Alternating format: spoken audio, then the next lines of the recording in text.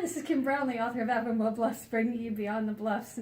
And tonight we're going to tell some ghost stories. So, now, do you have anything scary like that you've written about in any of your books? Not yet, but yes, the romance novel that I'm working on is going to have some pretty scary parts. So it's more of a suspense. Not so much ghosts, but trauma. Right. And schizophrenia type of issues. So a lot of it's going to be pretty interesting in what borders from reality to the mind and the schizophrenic. But going back to the scary stories is a couple of houses prior to this one that I'm living at now, we had a female ghost. And that one I think was a bad ghost, unfriendly.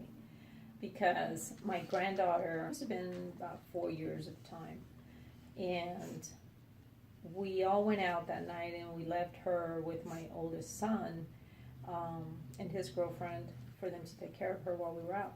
We come back, he was quite shaken. He tells us that he found her, my granddaughter, leaning towards the chandelier. So like on top of the staircase, the second floor, was like a spiral staircase, right. And then the chandelier hanging like in the middle. But it was quite far from, like I couldn't even really reach it if unless I really tried, right? Yeah. I would have to like really lean into the rail and grab it.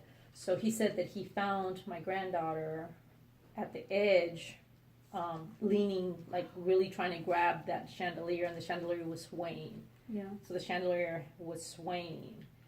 And that he said, "What are you doing up there?" And he says, "She told me to get it."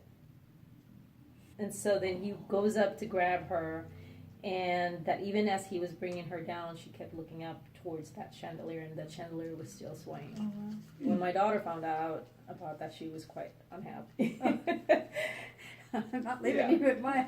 But my daughter slept in that room right across the hall from where that happened, right in that same hallway. Did she ever notice something? Not that I can remember. But she thinks that her daughter has like this ability to sense things. Because one day too, I was about to rent the upstairs of this house that I'm at now. A prospect tenant came to an interview and kind of take a look at the place and stuff. And so she seemed like a nice person to me. And I was in the living room sitting across the couch from her.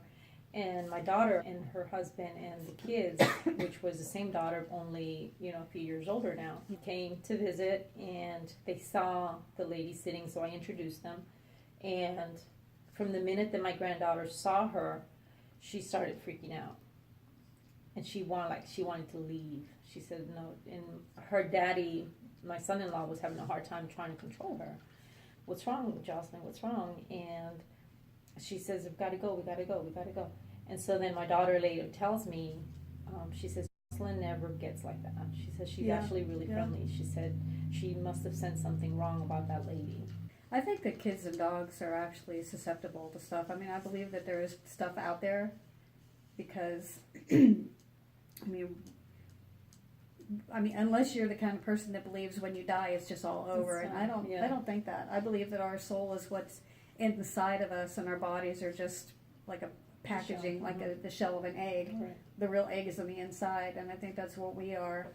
And I think that when we die, we go somewhere, whether it's heaven or hell or a waiting place.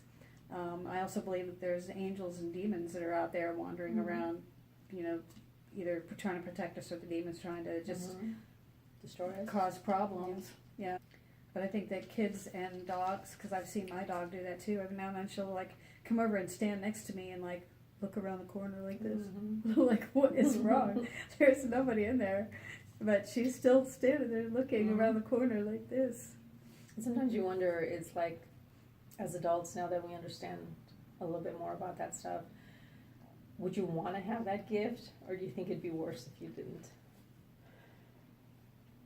I don't know.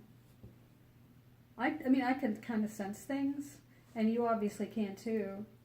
But not to that extent, though. I mean, not to the point where...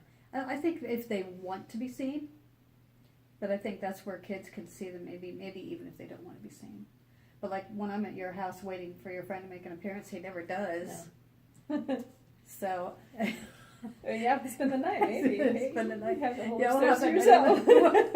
We'll have another one of these ghost stories at your house, and you'll see me running down the steps screaming. Okay, so if you have any stories like this, I would love to hear from you. You can make a video blog and reply back with it, or just make the comments below. We'd really like to hear from you. Until next time, see you beyond the bluffs. Bye.